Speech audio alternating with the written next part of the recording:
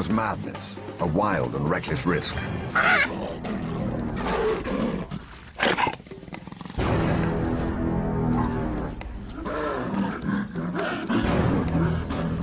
But by some miracle of fate, Lacedaemon silenced the baboon before the enormous troop could notice. In that instant, Lacedaemon, the curious cub, made one of her many transformations. She was suddenly a slayer of her most feared enemy.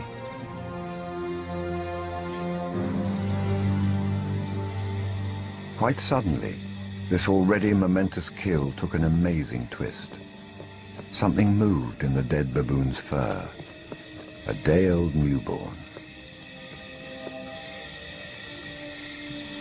It took a moment for Lacedaemon to notice. She's always been curious.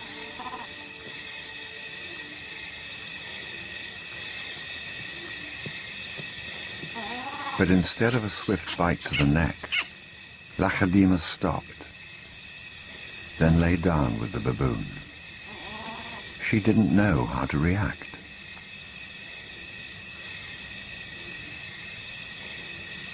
Hyenas would normally send her scurrying for the trees, but this time, she gently lifted the baby to safety first.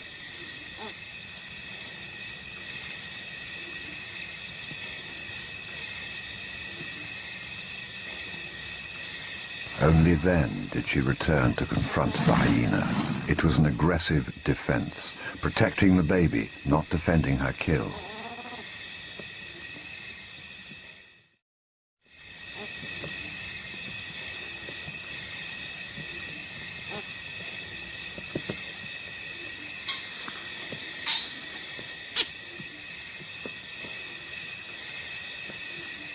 Lacedaemon's eyes never left the baby for hours.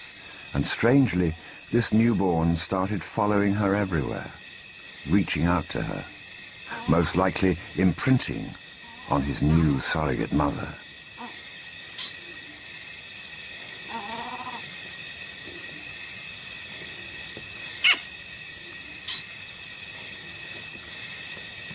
And Lacedaemon seemed to be caught up in her own internal conflict. A young leopard at a confusing crossroads of life, torn between being a predator and an inquisitive cub.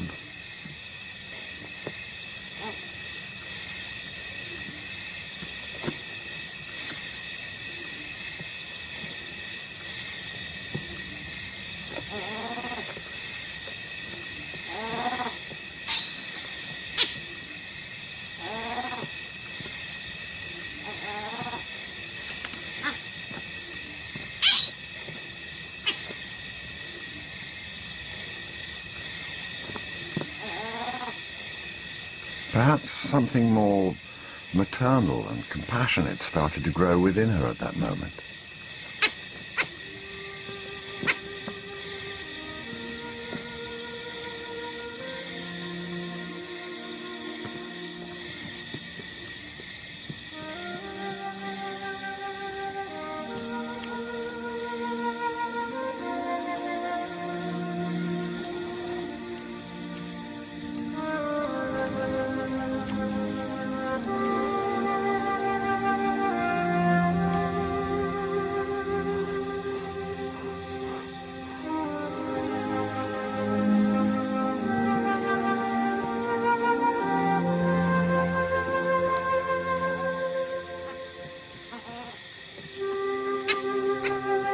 Finally, both settled down to sleep, exhausted by the event, cuddling for hours against the winter chill.